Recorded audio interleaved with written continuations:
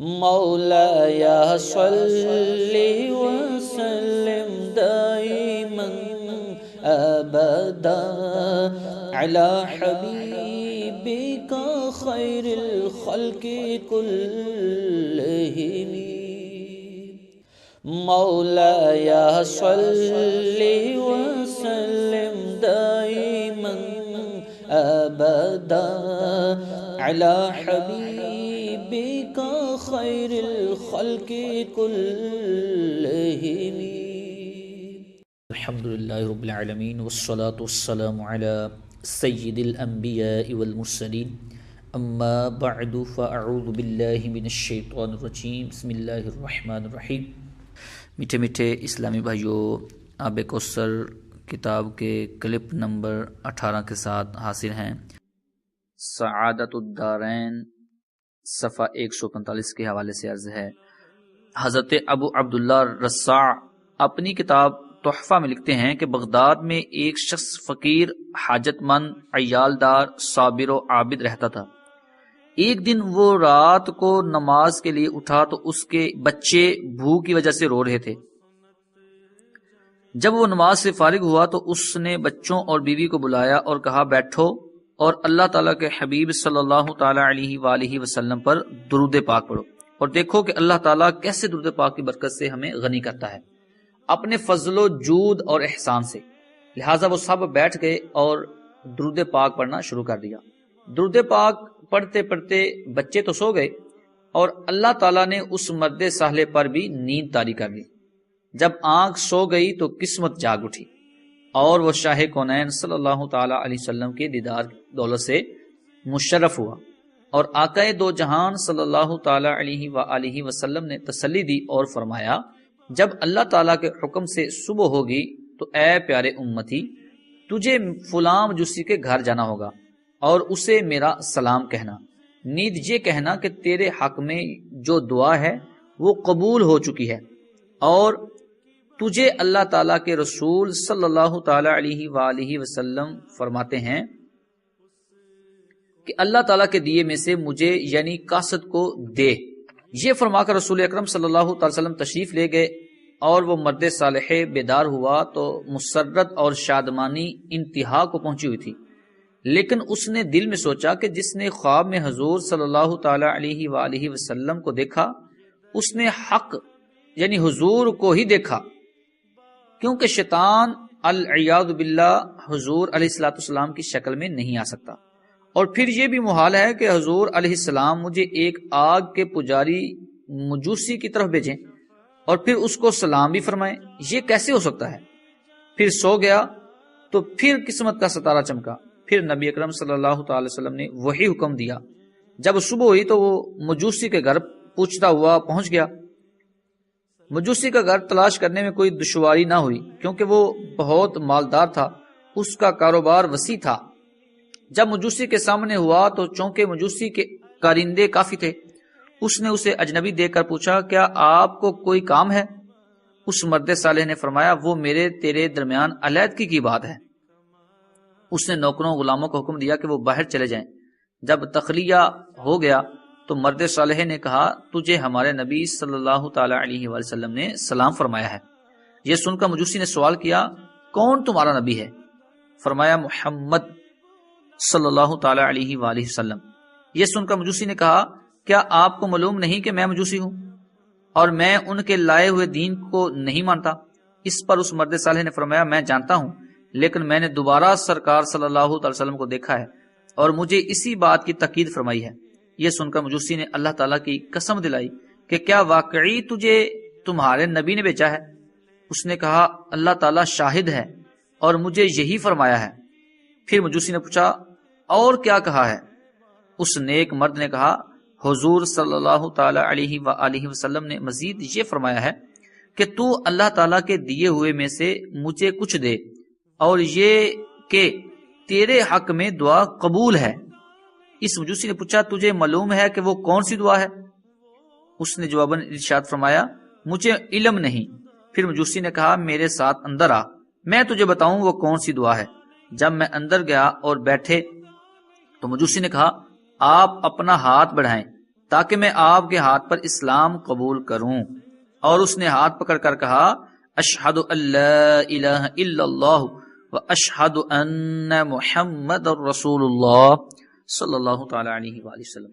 اسلام قبول کر لینے کے بعد اس نے اپنے ہم نشینوں کرندوں کو بلایا اور فرمایا سن لو، میں گمراہی میں تھا، اللہ تعالیٰ نے مجھے ہدایت دی ہے، میں نے ہدایت قبول کر لی اور میں نے تصدیق کی اور میں ایمان لایا ہوں اللہ تعالیٰ سبحانہ پر اور اس کے نبی محمد صلی اللہ تعالی علیہ وآلہ وسلم پر، لہذا تم میں سے جو ایمان لے آئے تو اس کے پاس جو میرا مال ہے وہ اس پر حلال ہے، اور جو ایمان نہ لائے وہ میرا مال ابھی واپس کر دے، اور آئندہ نہ وہ مجھے دیکھے نہ میں اسے دیکھوں۔ تو چونکہ اس کے مال سے کافی مخلوق تجارت کرتی تھی، اس کے اعلان سے اکثر ان میں سے ایمان لے آئے، اور جو ایمان نہ لائے وہ اس کا مال واپس کر کے چلے گئے۔ پھر اس نے اپنے بیٹے کو بلایا اور فرمایا بیٹا میں نے اسلام قبول کر لیا ہے، لہٰذا اگر تو بھی اسلام قبول کر لے تو تو میرا بیٹا اور میں تیرا باپ ہوں، ورنہ آج سے نہ تو میرا بیٹا اور نہ میں تیرا باپ۔ یہ سن کر بیٹے نے کہا ابا جان، جو آپ نے رستہ اختیار کیا ہے میں اس کی مخالفت ہرگز نہیں کروں گا، لیجئے سن لیجئے اشہد ان لا الہ الا اللہ و اشہد ان محمد رسول اللہ صلی اللہ تعالی علیہ وآلہ وسلم۔ پھر اس نے اپنی بیٹی کو بلایا جو کہ اپنے ہی بھائی کے ساتھ شادی شدہ تھی، اور یہ مجوسیوں کے مذہب کے مطابق تھا۔ اس نے اپنی بیٹی سے بھی وہی کچھ کہا جو اپنے بیٹے سے کہا تھا۔ یہ سن کر بیٹی نے کہا مجھے قسم ہے خدا کی، میرا شادی کے دن سے آج تک اپنے بھائی کے ساتھ ملاپ نہیں ہوا، بلکہ مجھے سخت نفرت رہی ہے۔ اشہد ان لا الہ الا اللہ و اشہد ان محمد رسول اللہ صلی اللہ تعالی علیہ وآلہ وسلم۔ یہ سن کر باپ بہت خوش ہوا۔ پھر اس نے مرد صالح سے کہا کیا آپ چاہتے ہیں کہ میں آپ کو وہ دعا بتاؤں جس کی قبولیت کی خوشخبری آپ لائے ہیں؟ اور وہ کیا چیز ہے جس نے رسول اللہ صلی اللہ تعالی علیہ وآلہ وسلم کو مجھ سے راضی کیا ہے؟ مرد صالح نے فرمایا ہاں ضرور بتائیں۔ اس نے کہا جب میں نے اپنی بیٹی کی شادی اپنے بیٹے سے کی تھی تو میں نے عام دعوت کی تھی، سب لوگوں کو کھانا کھلاتا رہا، حتیٰ کہ کیا شہری کیا دیہاتی سب کھا گئے۔ جب سب کھا کر فارغ ہو کر چلے گئے تو چونکہ میں تھک کر چور ہو چکا تھا، میں نے مکان کی چھت پر بستر لگوایا تاکہ آرام کروں، اور میرے پڑوس میں ایک سید زادی جو کہ سیدنا امام حسن رضی اللہ تعالی عنہ کی اولاد میں سے ہے، اور اس کی چھوٹی چھوٹی بچیاں رہتی تھیں۔ جب میں اوپر لیٹا تو میں نے ایک صاحبزادی سے سنا، وہ اپنی والدہ محترمہ سے کہہ رہی تھی امی جان آپ نے دیکھا کہ ہمارے پڑوسی مجوسی نے کیا کیا ہے؟ ہمارا اس نے دل دکھایا ہے، سب کو کھلایا مگر ہمیں اس نے پوچھا تک نہیں۔ اللہ تعالیٰ اسے ہماری طرف اچھی جزا نہ دے۔ جب میں نے اس شہزادی سے یہ بات سنی تو میرا دل پھٹ گیا اور سخت کوفت ہوئی، ہائے میں نے ایسا کیوں کیا؟ میں جلدی سے نیچے اترا اور پوچھا کہ یہ کتنی شہزادیاں ہیں؟ تو مجھے بتایا گیا کہ 3 شہزادیاں ہیں اور ایک ان کی والدہ محترمہ۔ میں نے کھانا چنا اور 4 بہترین جوڑے کپڑوں کے لیے اور کچھ نقدی رکھ کر نوکرانی کے ہاتھ ان کے گھر بھیجا، اور خود میں دوبارہ مکان کی چھت پر چڑھ کر بیٹھ گیا۔ جب وہ چیزیں جو میں نے حاضر کی تھیں ان کے ہاں پہنچی تو وہ بہت خوش ہوئیں، اور شہزادیوں نے کہا امی جان ہم کیسے یہ کھانا کھا لیں حالانکہ بھیجنے والا مجوسی ہے؟ یہ سن کر اس شہزادیوں کی والدہ محترمہ نے فرمایا بیٹی یہ اللہ تعالیٰ کا رزق ہے، اس نے بھیجا ہے۔ تو شہزادیوں نے کہا ہمارا مطلب یہ نہیں کہ، بلکہ ہمارا مطلب یہ ہے کہ ہم اس کھانے کو ہرگز نہیں کھا سکتی جب تک وہ مجوسی ہے، پہلے اس کے لیے اپنے نانا جان کی شفاعت سے اس کے مسلمان ہونے اور اس کے جنتی ہونے کی اللہ تعالیٰ سے دعا کریں۔ ان شہزادیوں نے دعا کرنا شروع کیا اور ان کی والدہ محترمہ آمین کہتی رہیں۔ لہٰذا یہ وہ دعا ہے جس کی قبولیت کی بشارت حبیب خدا صلی اللہ علیہ وسلم نے تیرے ہاتھ بیچی ہے۔ اور اب میں حضور صلی اللہ علیہ وسلم کے حکم کی تعمیل یوں کرتا ہوں کہ جب میں نے اپنی بیٹی کی شادی اپنے بیٹے سے کی تھی تو میں نے ساری جائیداد میں سے نصف ان لڑکے لڑکی کو دی تھی اور نصف میں نے رکھا تھا، اور اب چونکہ ہم سب مسلمان ہو گئے ہیں اور اس مبارک اسلام نے دونوں بہن بھائی کے درمیان جدائی کر دی ہے، اب وہ مال جو ان کو دیا تھا وہ آپ کا ہے اور آپ لے جائیں۔ سبق، اس واقعے سے یہ سبق ملا کہ سادات کرام کی خدمت کرنے سے اللہ تعالیٰ اور اس کے حبیب صلی اللہ علیہ وسلم راضی ہوتے ہیں۔ اور اس کے عوض جنت اور شفاعت نصیب ہوتی ہے، اور یہ کہ نبی اکرم شفیع اعظم صلی اللہ تعالی علیہ وآلہ وسلم اپنی امت کے ہر فرض سے باذن اللہ واقف ہیں۔ صلی اللہ تعالی علی حبیبہ سیدنا محمد وآلہ وسلم۔ تنبیہ، سوال، حضور صلی اللہ تعالی وسلم کی شریعت مطہرہ کا قانون ہے کہ غیر مسلم کو سلام مت کہو، تو خود حضور صلی اللہ تعالی علیہ وآلہ وسلم نے اس مجوسی کو کیوں سلام فرمایا تھا؟ جواب، ہم اہل سنت و جماعت کا عقیدہ ہے کہ رسول اکرم صلی اللہ تعالی علیہ وآلہ وسلم باذن اللہ دلوں کے احوال جانتے ہیں، لہٰذا ہمارے عقیدہ پر کوئی اعتراض نہیں، کیونکہ ہمارے نبی تاجدار مدینہ صلی اللہ تعالی علیہ وآلہ وسلم نے اللہ تعالی کی عطا سے اس مجوسی کے دل میں ایمان دیکھ لیا تھا اور اس کے ایمان کی بنا پر اسے سلام بھیج دیا۔ مگر جن لوگوں کا عقیدہ ہے کہ رسول اللہ صلی اللہ تعالی علیہ وآلہ وسلم کو دلوں کے حالات کا علم نہیں ہے، ان پر یہ وزنی اعتراض ہے کہ ان کے نزدیک نبی اکرم صلی اللہ علیہ وسلم حکم شرع کی خلاف ورزی کرنے پر معاذ اللہ ثم معاذ اللہ غلطی کے مرتکب ہوئے ہیں۔ مصری بابا نور محمد سوڈیوال والے بیان کرتے ہیں کہ میں مکہ مکرمہ گیا، وہاں ایک دفعہ ایسا ہوا کہ میرے پاس سے خرچہ ختم ہو گیا، کوئی روپیہ پیسہ نہ تھا، میں مزدوری کے لیے نکلا تو مجھے کوئی کام نہ ملا، یوں ہی 3 دن گزر گئے۔ ایک دن میں نے حرم شریف میں بیٹھ کر صبح درود پاک پڑھنا شروع کر دیا، اچانک مجھے اونگ آ گئی، جب طبیعت سنبھلی تو دیکھا میرے پاس ایک عربی بیٹھا ہوا ہے اور مجھے کہہ رہا تھا کہ میرے سر میں درد ہے، مجھے دم کر دو۔ میں نے اسے دم کیا اور وہ مجھے 20 ریال دے کر چلا گیا۔ اس کے بعد وہ ہر سوموار کو آتا، دم کراتا اور مجھے 10 ریال دے کر چلا جاتا۔ اس وقت مجھے حضرت صاحب کا ارشاد مبارک یاد آیا کہ درود پاک پڑھنے سے تمام مشکلات ختم ہو جاتی ہیں۔ خزینہ کرم صفحہ 254۔ حضرت قاضی شرف الدین بازری رحمۃ اللہ تعالی اپنی کتاب توثیق علی ایمان میں حضرت شیخ محمد بن موسیٰ ابن نعمان کا واقعہ نقل فرمایا ہے۔ شیخ ابن نعمان نے فرمایا کہ 637 سن ہجری میں ہم حج سے واپس آ رہے تھے، قافلہ رواں دواں تھا کہ مجھے راستے میں حاجت پیش آئی، میں اپنی سواری سے اترا، پھر مجھ پر نیند غالب ہو گئی اور میں سو گیا۔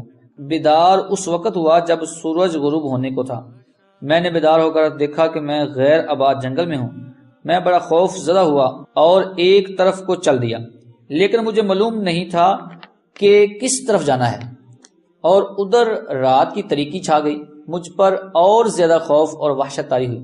پھر مصیبت پر مصیبت یہ کہ پیاس کی شدت تھی اور پانی کا نام و نشان تک نہ تھا، گویا میں ہلاکت کے کنارے پہنچ چکا تھا اور موت کا منہ دیکھ رہا تھا۔ زندگی سے نا امید ہو کر رات کی تاریکی میں یوں ندا کی، یا محمد یا محمد انا مستغیث بک، یا رسول اللہ، یا حبیب اللہ، میں آپ سے فریاد کرتا ہوں، میری فریاد رسی کیجیے۔ میں نے ابھی یہ کلام پورا بھی نہ کیا تھا کہ میں نے آواز سنی، ادھر آؤ۔ میں نے دیکھا کہ ایک بزرگ ہیں، انہوں نے میرا ہاتھ تھام لیا، بس ان کا میرے ہاتھ کو تھامنا تھا کہ نہ تو کوئی تھکاوٹ رہی، نہ پریشانی اور نہ پیاس، مجھے ان سے انس ہو گیا۔ پھر وہ مجھے لے کر چلے، چند قدم چلے تھے کہ سامنے وہی حاجیوں کا قافلہ جا رہا تھا اور امیر قافلہ نے آگ روشن کی ہوئی تھی اور وہ قافلہ والوں کو آواز دے رہا تھا۔ اچانک میں کیا دیکھتا ہوں کہ میری سواری میرے سامنے کھڑی ہے۔ میں مارے خوشی کے پکار اٹھا اور ان بزرگ نے فرمایا، یہ تیری سواری ہے، اور مجھے اٹھا کر سواری پر بٹھا کر چھوڑ دیا، اور وہ واپس ہونے پر فرمانے لگے، جو ہمیں طلب کرے اور ہم سے فریاد کرے ہم اسے نامراد نہیں چھوڑتے۔ اس وقت مجھے پتا چلا کہ یہی تو حبیب خدا صلی اللہ تعالی علیہ وآلہ وسلم ہے، یہی تو امت کے والی اور امت کے غمخوار ہیں صلی اللہ تعالی علیہ وآلہ وسلم۔ اور جب سرکار واپس تشریف لے جا رہے تھے تو اس وقت میں دیکھ رہا تھا کہ رات کی تاریکی میں حضور صلی اللہ تعالی علیہ وآلہ وسلم کے انوار چمک رہے تھے۔ پھر مجھے سخت کوفت ہوئی کہ ہائے قسمت، میں نے حضور صلی اللہ تعالی علیہ وسلم کی دست بوسی کیوں نہ کی۔ ہائے میں کیوں نہ آپ کے قدموں سے لپٹ گیا۔ نزہۃ الناظرین صفحہ 33 کے حوالے سے یہ واقعہ عرض کیا گیا ہے۔ کتاب مصباح انتلام میں ہے کہ حضرت ابو حفص حداد رضی اللہ تعالیٰ عنہ فرماتے ہیں میں مدینہ منورہ حاضر ہوا، ایک وقت ایسا آیا کہ کھانے کو کچھ نہ تھا، بھوک انتہا کو پہنچ چکی تھی، یوں ہی 15 دن گزر گئے۔ جب میں زیادہ ہی نڈال ہو گیا تو میں نے اپنا پیٹ روضہ اقدس کے ساتھ لگا دیا اور کثرت سے درود پاک پڑھا اور عرض کی یا رسول اللہ صلی اللہ علیہ وسلم اپنے مہمان کو کچھ کھلائیے، بھوک نے نڈال کر دیا ہے۔ وہیں پر اللہ تعالیٰ نے مجھ پر نیند غالب کر دی اور سرکار دو عالم صلی اللہ علیہ وسلم کی زیارت سے مشرف ہوا۔ سیدنا صدیق اکبر رضی اللہ تعالیٰ عنہ حضور صلی اللہ علیہ وسلم کے دائیں جانب اور فاروق اعظم رضی اللہ تعالیٰ عنہ بائیں جانب ہیں، اور حیدر کرار کرم اللہ تعالیٰ وجہ الکریم سامنے ہیں۔ مجھے مولا علی شیر خدا کرم اللہ تعالیٰ وجہ الکریم نے بلایا اور فرمایا اٹھ، سرکار تشریف لائے ہیں۔ میں اٹھا اور دست بوسی کی۔ آقا دو جہان صلی اللہ تعالیٰ علیہ وآلہ وسلم نے مجھے روٹی عنایت فرمائی، میں نے آدھی کھا لی تو آنکھ کھل گئی، میں بیدار ہوا تو آدھی روٹی میرے ہاتھ میں تھی۔ سعادت دارائن صفحہ 134، نزہۃ الناظرین صفحہ 33 کے حوالے سے یہ واقعہ عرض کیا گیا ہے۔ صلی اللہ تعالی حبیبہ المصطفیٰ و رسولہ المجتبیٰ وعلی آلہ وصحبہ وسلم۔ حضرت شیخ موسیٰ سریر رحمۃ اللہ تعالی نے فرمایا کہ میں ایک مرتبہ شور دریا میں بحری جہاز پر سوار تھا، اچانک طوفان آ گیا، اقلابیہ کی آندھی چل گئی اور یہ ایسا طوفان تھا کہ اس کی زد میں آنے والا شاید ہی بچا ہو۔ پریشانی حد سے بڑھ گئی، جہاز والے زندگی سے نا امید ہو گئے، میری آنکھ لگ گئی، آنکھ سو گئی تو قسمت جاگ اٹھی۔ میں زیارت جمال مصطفیٰ صلی اللہ علیہ وسلم سے سرفراز ہوا۔ امت کے والی صلی اللہ علیہ وسلم فرما رہے ہیں اے میرے امتی پریشان نہ ہو، جہاز پر سوار لوگوں کو کہہ دے کہ وہ 1000 مرتبہ درود نجاتی پڑھیں۔ یہ فرمان سنتے ہی میری آنکھ کھل گئی۔ میں نے جہاز والوں سے کہا کہ گھبراؤ نہیں، کوئی فکر کی بات نہیں، اٹھو درود پاک پڑھو۔ ہم نے ابھی 300 بار ہی پڑھا تھا کہ ہوا تھم گئی، طوفان ختم ہو گیا اور ہم درود پاک کی برکت سے صحیح سلامت منزل مقصود پر پہنچ گئے۔ یہ بیان کر کے علامہ شمس الدین سخاوی قدس سرہ نے فرمایا کہ حضرت حسن بن علی اسوانی کا ارشاد ہے جو شخص کسی مہم یا پریشانی اور مصیبت میں ہو وہ اس درود پاک کو 1000 مرتبہ محبت و شوق سے پڑھے، اللہ تعالیٰ اس کی مصیبت ٹال دے گا اور وہ اپنی مراد میں کامیاب ہوگا۔ القول بدی صفحہ 219، نزہۃ الناظرین صفحہ 31 کے حوالے سے یہ واقعہ عرض کیا گیا۔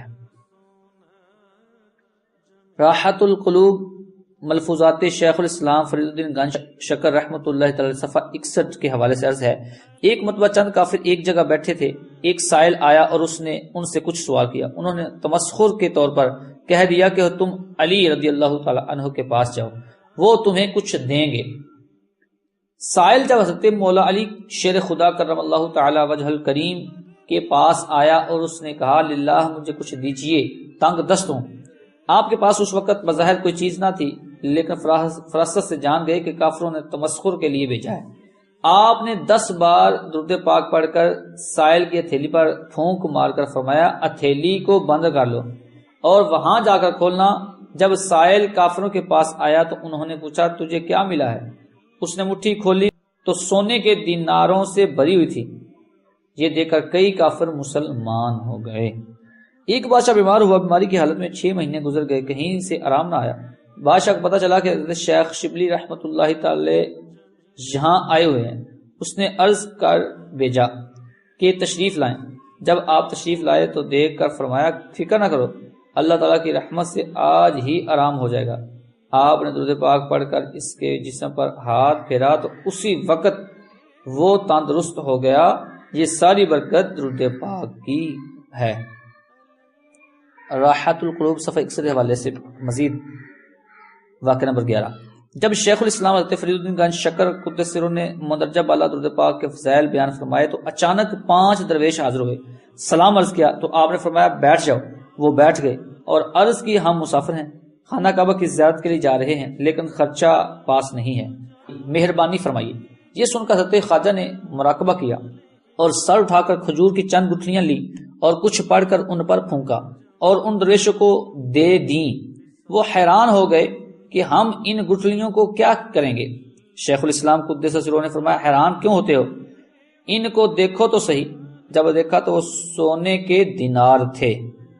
آخر شیخ بدر الدین اسحاق سے معلوم ہوا کہ حضرت خواجہ نے درود پاک پڑھ کر پھونکا تھا اور وہ گٹھلیاں درود پاک کی برکت سے دینار بن گئے تھے۔ سعادت الدارین صفحہ 123، رونق المجالس صفحہ 11۔ مشکل جو سر پہ آ پڑی تیرے ہی نام سے ٹلی، مشکل کشا ہے تیرا نام تجھ پر درود اور سلام۔